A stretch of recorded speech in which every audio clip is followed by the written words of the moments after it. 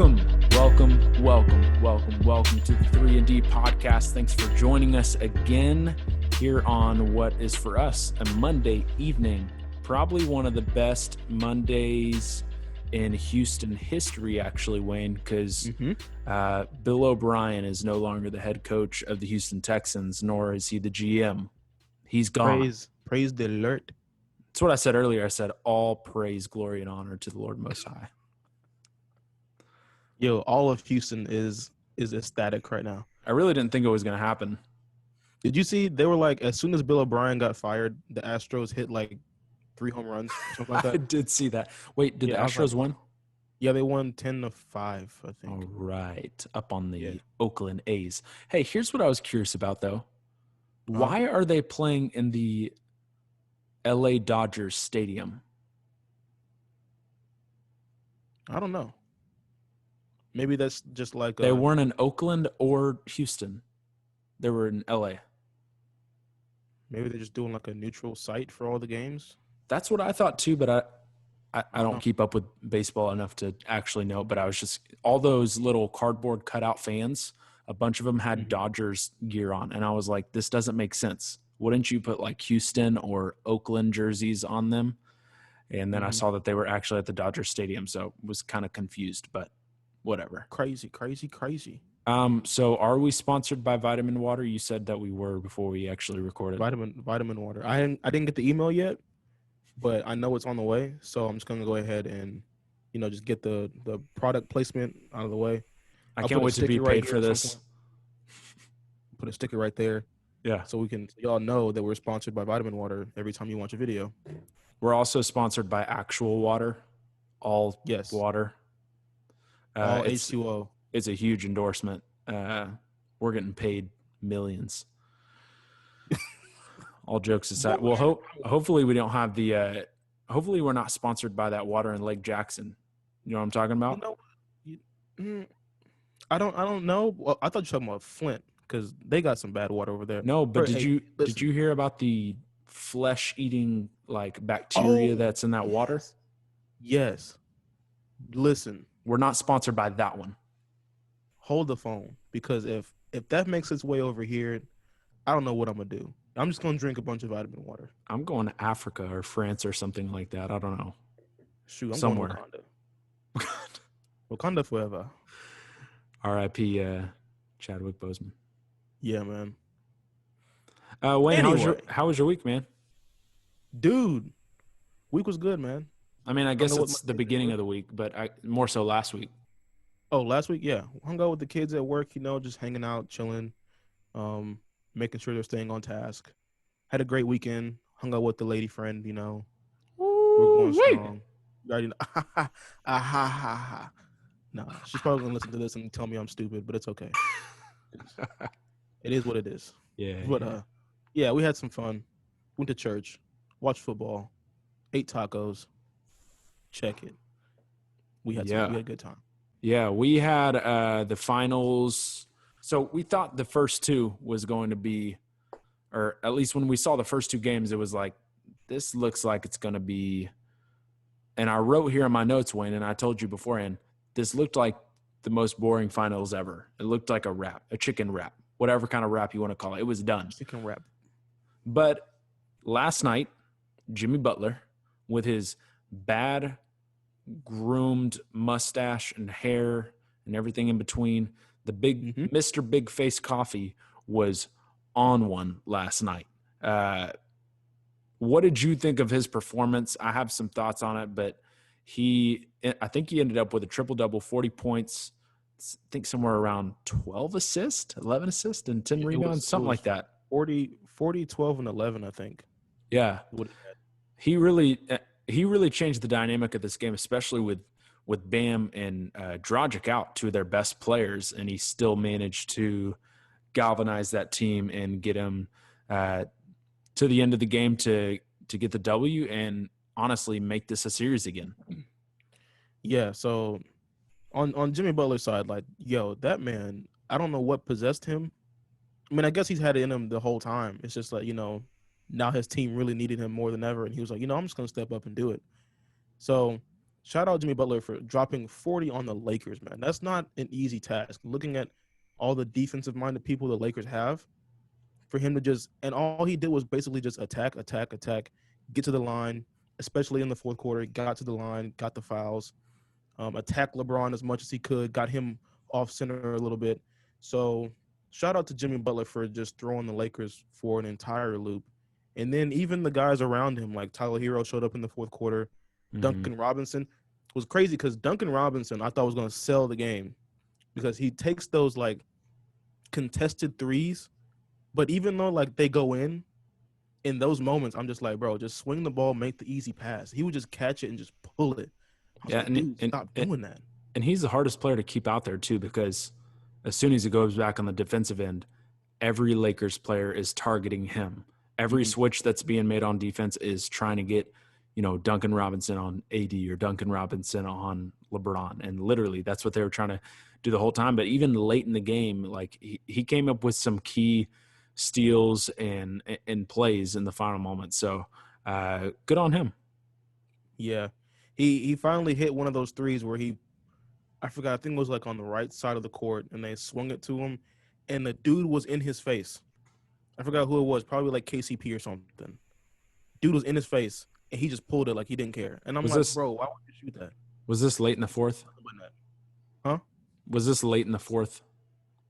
I don't know if it was. I think it was in the fourth at some point. It probably was late in the fourth. Because I thought he had some 3-pointer there, kind of in the closing minutes of the game, where it was kind of like the nail in the coffin. It was kind of like, okay, Lakers need to just pack it up and go home. And honestly, I don't know if you saw this too, but LeBron started walking off with 10 seconds left in the game, and there was a lot of fuss made about that. Yeah, there was a lot of fuss, and you know what? I think so. You watched the documentary about the Michael Jordan documentary. Mm-hmm. So remember when they talked about how the Bad Boys Pistons, whenever the Bulls finally beat them, how they just like walked off the court. Mm-hmm. And like, yeah, people before that, they were like, you don't walk off the court. You got to show respect, shake hands, all that good stuff. But after that, people were really like, oh, snap. So you just going to walk off the court and not shake hands? So I think like that kind of mindset has come from that documentary. And so when LeBron walked off the court, I feel like if that documentary never came out, I mean, yeah, there'd be like people, kind of upset, but they'd be like, "Oh, it's LeBron. He's just mad. He's gonna get ready for next game." But the Detroit thing was to end the series, not True. to, he's still in the middle of the series, so I guess you could say he could get away with it if he wanted to. And yeah, I mean, I get people getting upset, like, stay out, because the Lakers were really like scrambling just to get 5 players out there so they could inbound for, the last 0.8 seconds or whatever it was. So should he have done it? Probably not. But is it the biggest story right now? No, not at all. But they're gonna take that and run with it because it's LeBron. It's LeBron. The mindset. It's the stay out there, shake hands even though you lost. Blah, blah, blah. Yeah, but LeBron was just done. So speaking of done, we know the series is 2-1 now. Jimmy Butler had an incredible game. You talked about Tyler Hero, which, by the way, for him, I thought the most important thing yesterday was his shot was not falling for a large majority of the game. However, he kept shooting, and great players keep shooting, and they keep shooting with confidence. A lot of players will start to miss and let that deter them even from good looks that they're getting. Or when the defense starts to sag off on them, they will be passive and not actually take the opportunities that are in front of them. But he continued to stay aggressive. I think he hit a 3-pointer baseline late in the fourth quarter, and that really galvanized the team. He had like a transition layup against Rajon Rondo also in that fourth quarter. So he really showed that even though he wasn't shooting great, you don't always have to have a great shooting game to make your imprint on the game. Because if you have key buckets, that means you're contributing in a huge way. Mm-hmm. So sometimes it's not about how many you get; it's when you get them. Exactly, yeah, and he definitely did that. So we know that this series is 2-1. I firmly believe that the Lakers will still win this, but I actually said that I told a friend the other day, I said, yeah, after those first two games, I'm pretty positive this is going to be a sweep. And not just a sweep because the Lakers are the best team, it's the 1 seed versus the 5 seed, but more so because of that Bam injury and because of that Dragic injury. I mean, Goran was the top scorer for them across their whole roster. He was the leading scorer. And then we've seen what Bam's done in these playoffs. He's been extremely important to everything they do, an anchor on the defensive end, a big who's able to pass the ball, to be powerful, to be aggressive versus AD, to be able to be a big that switches out on even guards and still is able to keep up with them. But yeah, after those two guys going down, I was not very confident that this could even be competitive. Now, I think Bam is probably going to come back next game, but I think Dragic coming back is becoming less and less likely. I don't even do you know what kind of injury he had? It was some sort of foot tear or something, but it was plantar fasciitis. I don't even know how to pronounce these things. The plantar fasciitis. Yes. Something like that. Yeah. Apparently he had a tear or something, a slight tear, but there have been moments where people have played through this and they haven't played as great, but I guess medical experts say you can still play through it. You just don't have all the abilities that you usually have. So even if he comes back, he's going to be a little bit more deterred. But what do you think? Is the Heat winning last night going to make this interesting, or is it still a wrap and the Lakers are going to win in 5 or 6 games? Well, I think I had Lakers in 6 to start. So I'm going to stick with that. I think it's still going to be Lakers in 6. Yeah. I mean, the way I thought it was going to go down was I thought they were going to like split the first 2 games. And then from that point on, it was going to be like, okay, and when does LeBron want to give you your second game? But the Lakers came out swinging from the first 2 games. And so I was kind of thrown for a loop. I was like, dang, it might be a sweep. It might be a gentleman's sweep. I don't know. But after last night, seeing what Jimmy Butler, how he put the team on his back basically to win that game, and then they're getting Bam Adebayo back, I think they'll probably just take another game. Not the next one. They'll take the next one after that. It'll be 3-2, and then the Lakers will just go out and do what they do. Yeah. I think you're right too, and I would take 6 games over 5 games just for the sake of entertainment, because it really was pretty boring those first 2 games. You were like, man, and even when Goran and Bam were in for the majority of that first game, the Heat were still losing. So even if they come back, there's no guarantee that they're just going to take off. But they certainly help. They don't deter the team if they're on the court. They might if Dragic is kind of injured, but I think Bam will really be the tone setter for them, especially on the defensive end. AD did not shoot great last night. I think he only got off like 9 shots total. I mean, they packed the paint. That's one thing the Heat did really well. They packed the paint and they took that away from them. And LeBron didn't have a great game either. But those first 2 games, Wayne, both LeBron and Davis, their numbers were identical even to those Shaq Kobe days when they were, the three-peat Lakers during, I think it was 2000 to 2003 or something like that. But very similar numbers. I was thinking to myself, okay, me and you both agree that the Lakers are going to win. Yep. They've both been equally dominant, and even in the last game, they were both equally not as good.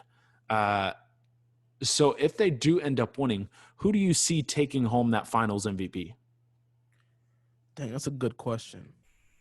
Because if I'm talking about the storybook ending, it's got to be LeBron. Because, have everything that happened this season, RIP Kobe, all that good stuff, and him trying to just like take that mantle and keep it going. The storybook ending would be LeBron. But then I got to look at Anthony Davis, who even back in the series before when they were playing the Nuggets, Anthony Davis hit that shot, and then he was doing that interview, and he was like, I just want to be the guy. Like, I'm the guy. And so even in this series, I'm like, Anthony Davis is looking like he can just be that guy to carry this team if LeBron's having an off night, if, Alex Caruso ain't doing anything, Kyle Kuzma's, stinking it up. you just give the ball to AD. You don't have to give it to LeBron anymore. You can give it to Anthony Davis, and he can do just about everything LeBron can do, just as a big man. So I guess if it's coming from me, like my personal opinion, I would say Anthony Davis would get Finals MVP because so he had the first two games where he did really good, didn't do as good this last game. Then they get Bam back. If Anthony Davis can still prove that he can drop, 30, 35 points on Bam Adebayo, on Duncan Robinson, on anybody who guards him, I say Anthony Davis should be like the clear cut MVP or Finals MVP for this series. Yeah. I guess the better question would be when you neutralize or take away one of those guys, which of them helps to lead to victories more? If LeBron was hot and doing his thing, passing the ball, distributing it like he always does, playing great defense in key moments and scoring the ball, or Anthony Davis being able to, you don't really have to even set up a play on the offensive end with the Lakers with him. You just dump him the ball and he'll do whatever he can with it because he can shoot it from the outside, the mid-range. He's kind of slender in a way, even as a big man, and still able to get to the bucket. So he can do anything he wants.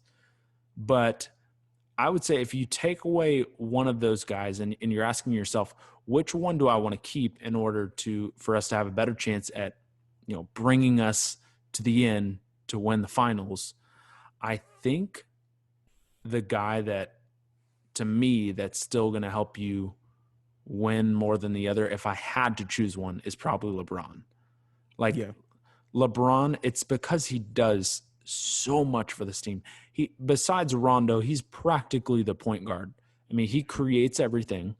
And then when someone's hot, and we saw this in the Nuggets series, when nobody could really stop Jamal Murray for one of those games where he got really hot, and LeBron decided to guard him in the last 3 minutes and just totally neutralized him and took him out of the game.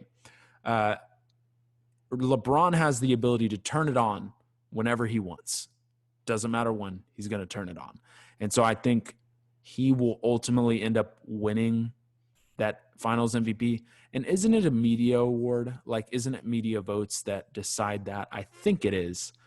I don't know if it is or not, but if it is, then yeah, he's definitely getting it because the media loves LeBron. But he's well deserving of it either way. And if AD got it, I wouldn't have anything to say. They've both been equally as dominant. Is AD one of LeBron's best teammates, one of the best duos he's had? Because we've seen him with great players before. We've seen him with D-Wade, Chris Bosh, Kevin Love, Kyrie Irving, Lonzo Ball. Just kidding. But out of all those duos, is AD the one that complements LeBron best, or was it a Kyrie, or was it a D-Wade? That's a good question. That is a very good question. I don't know. Dang, that's a good question. I feel like LeBron has, throughout his career, for every stage of his career that he's been in, he's had the perfect sidekick. You know what I mean? Or the perfect partner in crime. When he was back in his young, running gun days, he had D-Wade and Chris Bosh. They just run the floor. That's where you get the iconic picture from with Dwayne Wade with his arms out and LeBron dunking behind him. They were just having fun. So he could run and do all that stuff. Then he had Kyrie, someone to be a ball handler when he didn't have to. Then he developed kind of a better ball handling, and he bring the ball up the court. Yeah. And now you see him with AD, where you need that big man who can take some pressure off of you, so you don't have to constantly beat yourself up in the paint as much, because he's older. So you leave that to AD to be in the paint more, and you can do stuff on the outside, facilitate, hit a couple threes if you need to, and then whenever like you said, he can turn it on whenever he wants to. Then you can just say, all right, AD, clear the paint, move out the way, I'm about to take over. Yeah. But for every stage he's been in, he's had that perfect duo or trio to help him out. But for me, I'd probably say I really love it when it was him and Kyrie. Mm-hmm. Like those two, they just played off each other so well. And then Yeah. when they went to the finals against the Warriors, all those times, like just watching them go at it, dude, that I was mean, crazy, the man. two key moments from that game late in the stretch in that game 7 against the Warriors was Kyrie's shot over Curry to Mm-hmm. put them up 3 and LeBron's block on Iguodala. And that really embodies their unity as a duo. Like they had different giftings, but it worked in their favor to get them that championship. Yeah. What Well, about you, bro? AD's definitely been the best big LeBron's ever played with. Yeah. I mean, Yeah. Kevin Love is not comparable at not even close. At least Cleveland Kevin Love. And Chris Bosh played his role. Chris Bosh wasn't a guy like AD. AD is a franchise guy pretty much. Mm-hmm. Chris Bosh was complimentary for the Heat, while D Wade and LeBron were more at the helm. But I think I have to agree with you. I think Kyrie was honestly the best because even when LeBron was with D Wade, it was in those latter years, and D Wade really struggled with injuries, even at those last few years where they were going to the finals. And I just felt like he wasn't a shell of himself. He could still produce, but it was a lot of LeBron. And Kyrie could get it from outside. He could get it from inside. He could handle the ball like no one's business, get to the free throw line, which, yes, D-Wade could do all those things as well. But Kyrie has that clutch gene too, Mm-hmm. and you need the clutch gene in the playoffs. Now, I would argue that Kyrie, D-Wade, and AD all have somewhat of a clutch gene. But, man, we lived and breathed that shot over Steph Curry. Like, Yeah. that is going to be a painting on my wall one day, probably, just because I hate the Warriors, though. See, I love the Warriors, man. I think I'm going That to shot put hurt. James Harden's face on Kyrie, though, so I have some semblance of Uh, victory for the Rockets. Do some quick Photoshop work. No, but all right. I think Kyrie was his. I think Kyrie complimented LeBron the best, even though they had their disagreements. Every great duo does. It seems like him and AD like really get along, like they're buddy buddy. But they certainly have been amazing in these playoffs, and probably will be for the next 2 years. LeBron's 35. I would imagine he's going to stay in this mode even until he's about 37. So yeah, they've been great.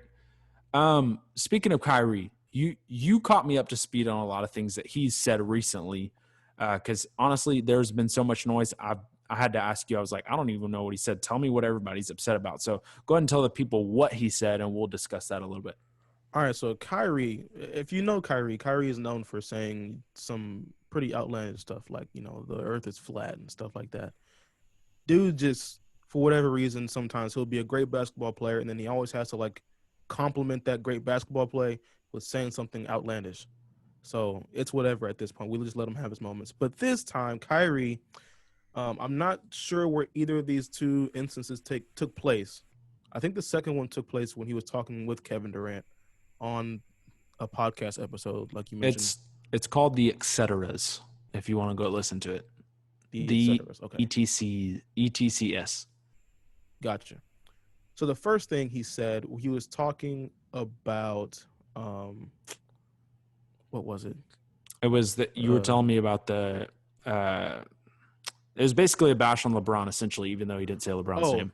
yeah, he was the. I forgot what the exact quote was, but it was along the lines of him playing with KD was like he said he finally had someone who he could like defer to like in clutch moments, or who could be clutch, or where he didn't have to have the ball. It was somebody else that could have the ball, and then people were like, "Oh, but you played with LeBron. Is LeBron not clutch? Is LeBron like they took that as a shot at LeBron?" And then he went and apologized. It was like, "No, it's not a shot at LeBron." But that was the first instance. The second instance was Wait, hold on. Let's camp on there for a little bit, okay. Good. because yes, he said he said that, and then he said I wasn't talking about LeBron, which he has to say that, right? Mm-hmm. But let's pretend that he is talking about LeBron because those were, a large portion of his prime years in winning basketball. I agree with him. Here's why. Talk about it. Here's why.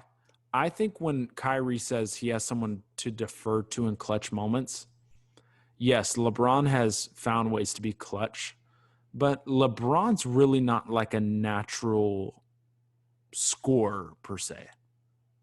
He can score the ball. Don't get me wrong. Mm-hmm. He's athletic. He can get to the bucket anytime he wants. When he's found a stroke, it helps the whole team. But he is not an amazing shooter like Kevin Durant. And so I personally think it was more along the lines of shooting in the clutch, which I would favor KD over LeBron, honestly. Oh, and of so course. I would agree if he was talking about LeBron. I kind of agree with him. I'm not going to lie. Now, that doesn't mean that LeBron isn't clutch.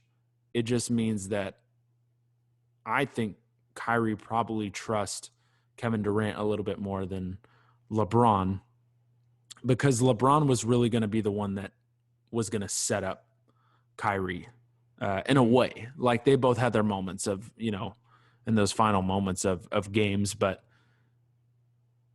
really, when you think about Kevin Durant and Kyrie, they're both like aliens, essentially. Like, one is basically 7 foot and has got a handle and can shoot from anywhere on the court. And the other is probably the best ball handler we've ever seen in the game with a clutch gene. You could get the ball to both of those guys and make something happen. So I think that's where Kyrie probably favors KD a little bit more than LeBron. Yeah, Kevin Durant, in my opinion, and probably a lot of opinions, is the greatest scorer the NBA has ever seen. Like, only because he's 7 foot tall, he has ball handling, he can score in the paint, he can score mid range, he can score from the three with ease. We've seen him just pull up just because he can, because he knows you can't block him, so he'll just pull up. Yeah, we've seen him, go in the paint and get some of those contact finishes. We've seen him back somebody down, hit a turnaround jumper. He can score from anywhere on the court. So I would also agree, like, yeah, if he's talking about LeBron with that shade, I'd be like, yeah, throw your shade, because you got KD now, the greatest scorer this game has ever seen. that's going to be fun to watch, those two guys. Yeah. Hey, watch out. Brooklyn's KD, coming up. You're right, though. KD probably the purest scorer, one of the best scorers ever. But I'd probably put him number 2 because J.R. Smith's probably 1. So. Oh, man. Yeah, when he's got the Henny in the system? Yeah, he's got the Henny all up in him. Henny JR, he's the GOAT. It seems like any meme that ever comes up has to, of JR. If the word Hennessy is not in the conversation, J.R. Smith has not been mentioned. But if he's been mentioned, that word is there. Yeah. The second instance that we were gonna touch on, and guys, feel free, if you're listening, feel free to go look this up, hit up, whatever articles you want to find, videos of people talking about it, just to get more clarification. Or if you want to, like, get at us on Twitter and be like, oh no, you do it. We welcome any and all commentary. Just let us know. Hit us up. But anyway, the second instance was on that podcast, I believe, and it was KD and Kyrie talking, and they were talking about how they can both be like the coach, I guess, like on the court coach or something. I don't know. I didn't listen to it. I just heard it. But they were talking about how they can both be the coach when they need to, like if Kyrie's going off, he can be the coach. KD going off, he can be the coach. So then people were like, but y'all just got Steve Nash. So are y'all just basically saying y'all don't need him? Like, the man just got there. So what is this all about? But he said that there would be 3 coaches, right? Essentially.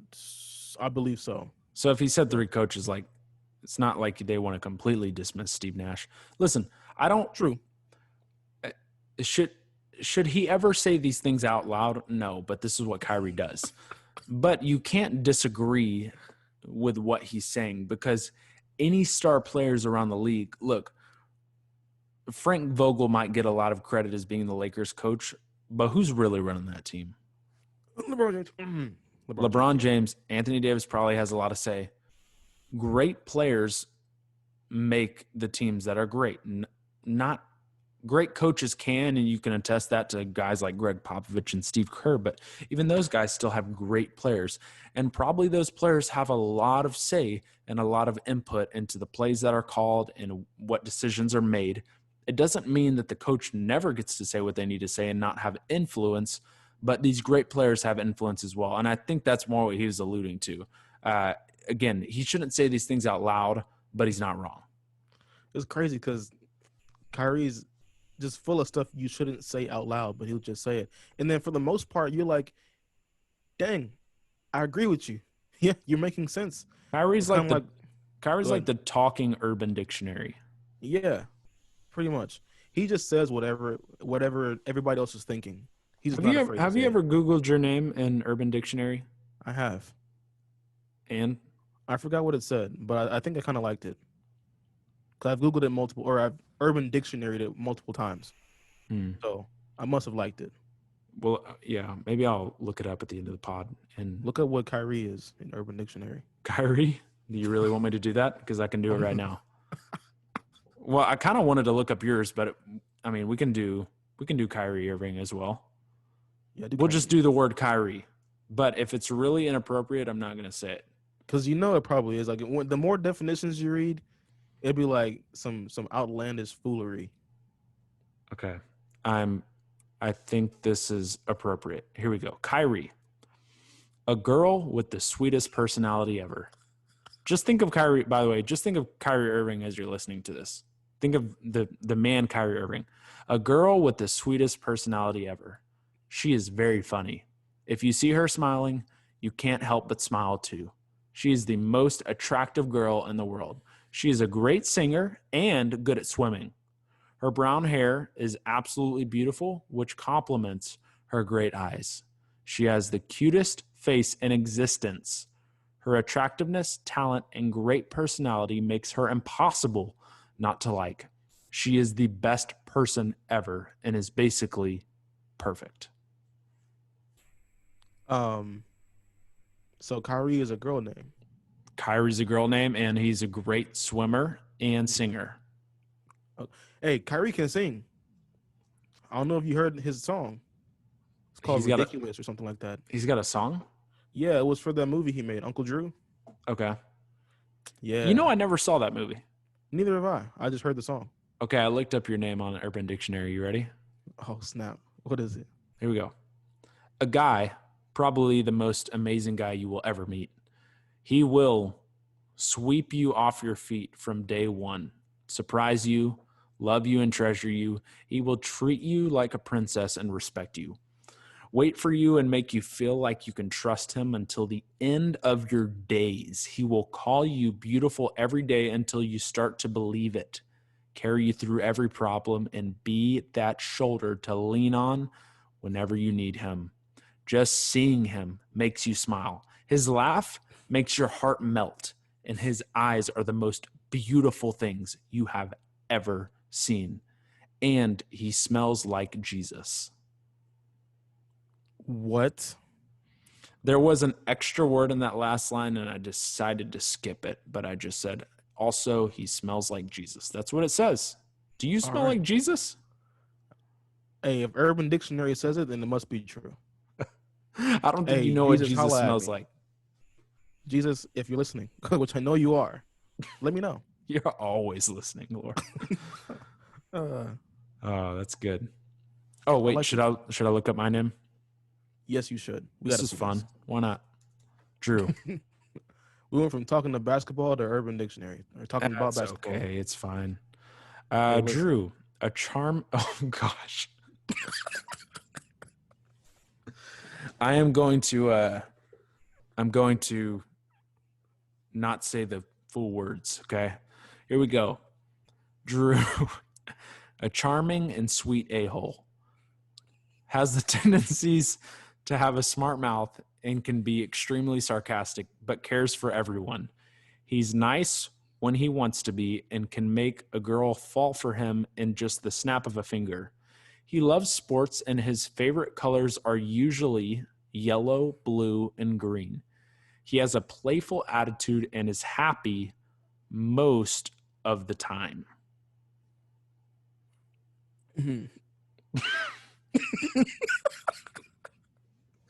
Damn, they came off the bat swinging, bro. Okay, why was that extremely accurate, though? Bro, they got your whole life planned out. You didn't even know it. Yeah, somebody researched me or something and wrote that in. Anyways, all right, last thing for today before we absolutely go berserk. It's late, Wayne. I could look up much more names on Urban Dictionary, but I won't.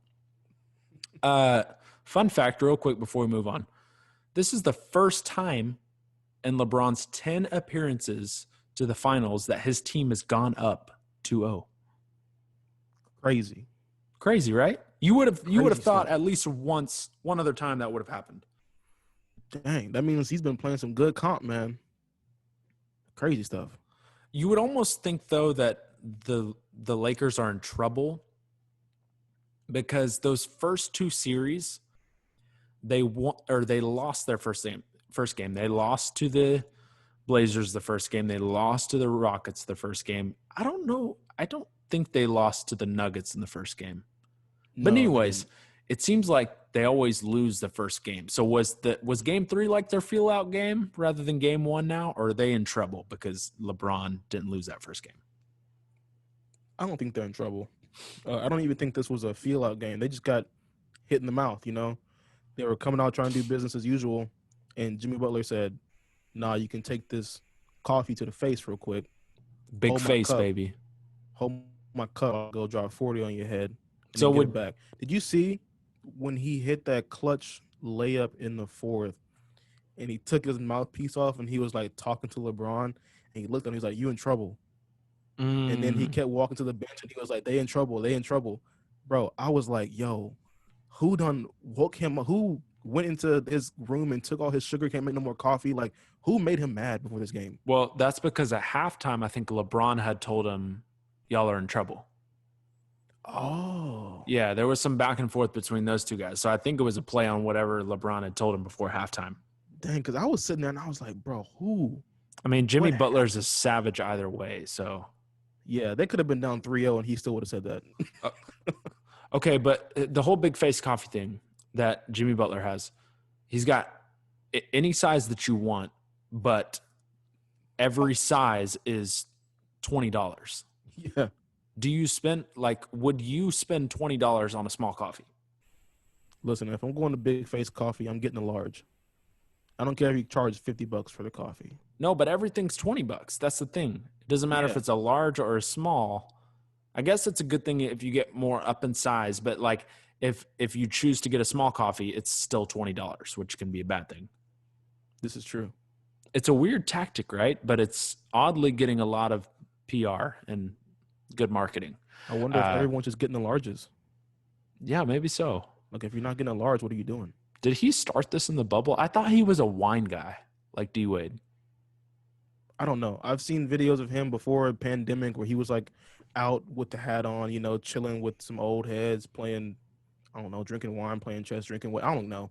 Yeah. He was just living the best life. He really is. He could have been on this for a while now, but even if he loses the finals, he's got a coffee business that's gonna blow up after he gets back. Bro, I'm telling you, if he loses these finals and doesn't get a haircut, like if we start the next NBA season and he still looks the same or worse, like somebody got to help him, bro. Looks up Jimmy on Urban Dictionary, a man with a raggedy mustache. That's the first thing. Like, it has to be. He probably read that before the bubble and was like, you know what? I'm just going to carry this on. Yeah. Yeah. Crazy, bro. Get a hair. I personally think he knows it looks bad, but it's brought him to the finals. He hasn't got a haircut to this point, and so I think it's a superstitious thing. Yeah. Might as well. So. When's the last time you got a haircut? A couple weeks ago. I'm probably going to get another one this week, you know. Keep it fresh. I want you to get braids. Huh? I want you to get braids. Thanks for listening to 3 You don't like braids? I'm not gonna get no braid. I might get like twists, maybe. No, don't do I'm the not gonna twist get braids. because I hate twist at the starting point. Like when people first get them, it's just like it looks like little worms on the top of their head. Like, Yeah, but you gotta start somewhere, man.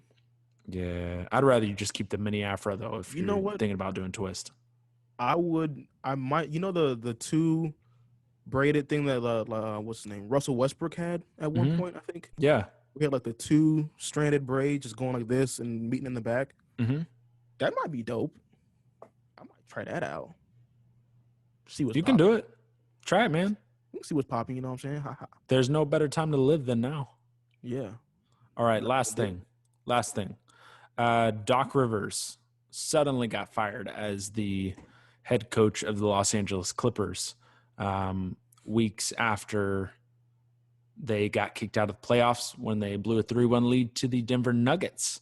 And Paul George did not show up, and Kawhi did not show up in Game 7. I saw something like Paul George cheated on Doc Rivers' wife, then got him fired for not showing up in a Game 7. Did you see that too? No.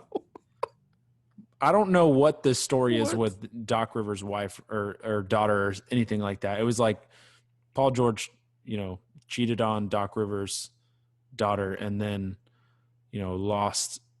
didn't show up in Game 7 and got him fired. Like, this man is a savage. Did he date his daughter? That's what I'm saying. I don't know, but the post was really funny. I'm not condoning cheating. I'm just saying the way it was set up, it was funny. But we knew that shortly after that, Wayne, there was going to be multiple teams lined up to take on Doc. It doesn't matter what he did in this past playoffs or even years past. He's one of the most renowned coaches in the NBA. So it was going to be, New Orleans, Houston, anybody that was in contention. And he ended up choosing the Philadelphia 76ers over there with Joel Embiid and Ben Simmons, who had an awkward season, and the pairings and fittings that they had for their team just did not mesh one bit. But what did you think about this signing, and what are your hopes for this team moving into next season? Well, my hopes for the 76ers team is that they find a way to dip Ben Simmons and get a high overall pick and get a point guard, like an actual point guard. Not a Ben Simmons point guard. We need to stop that era and move on, because we thought Ben Simmons was going to come in and be like a LeBron type, point forward type person, but the man can't shoot. So he can't be LeBron. Even if he could shoot, it wasn't going to be LeBron. But I don't know. If he could shoot, he'd be very similar to LeBron. He'd be similar. Don't get me wrong, he'd be similar, but maybe not like producing as much, right, or getting the numbers. But they need to find a way to package him in a deal and try and get like a top pick somewhere. Like, who has a number 1 pick? The Timberwolves? Yes. Wait, so you want them to get a draft pick, or you want them to get trade for a legit point guard that's already in the NBA? They could trade for a legit point guard, but I do someone like Ben Simmons, maybe like a Drew Holiday. You could, because I don't know who would want Ben Simmons. I don't know. I mean, I guarantee that if they're like, we're shopping Ben Simmons, there might be some teams that'll be like, hey, we'll take him. I just don't know who those teams are, because he can't shoot. Teams nowadays probably have a point guard already. They don't need him to come in and not be able to shoot and take up space on the floor. I was gonna say John Wall. Take a chance on him, but he can't really shoot all that well either. But the Wizards would hop on that. I feel like they would hop on a young player in Ben Simmons to kind of lead their franchise. Yeah, and pair him with Bradley Beal. Maybe, yeah. Or Bradley Beal going to the Sixers. I don't know. Hey, but you're saying that you're saying they need to get rid of Ben Simmons, though. Yes. Doc Rivers needs to be like, all right, my first action as head coach of the Philadelphia 76ers is to say goodbye to Ben Simmons. Our first offensive set is to trade Ben Simmons. Yes. Sorry, bub. Gotta go. I think Doc Rivers is going to find a way to get to Joel Embiid and get to Ben Simmons. I saw a report that was like Brett Brown really let Ben Simmons and Joel Embiid do whatever they want. Like, he didn't really run a lot of sets for them, didn't really, get into them when they weren't playing at their best, just was kind of passive. And you don't need a passive coach. You need a coach who's going to get in there, get in your face, and tell it to you straight. And Doc Rivers is that dude. Mm-hmm. I think they signed him to like 5 years, like a hefty contract. So they're committed to him for a while. I mean, we know those contracts don't last in the NBA, no matter how long they are. But yeah, I don't think this was a bad signing for them. I think he's a well-known coach. He's a player's coach, which is important. So I think he'll be able to do something. I think the number one thing for them overall is you said a point guard. I think more so it's just point blank, they need shooters, like, period. I think getting rid of JJ Redick was one of the worst things they did in the offseason. Letting him walk towards to New Orleans, like, he fit so well with them because he was just their primary bucket getter when they needed bucket. Like, he could shoot the three. He comes off pin screens. He shoots up from the mid range. He can take it to the hole every now and then. Like, he was perfect for them. They need more guys like him. So I think the priority for them this offseason is definitely getting more shooting, or else you're going to be left with a guy named Furkan Korkmaz as your primary shooter.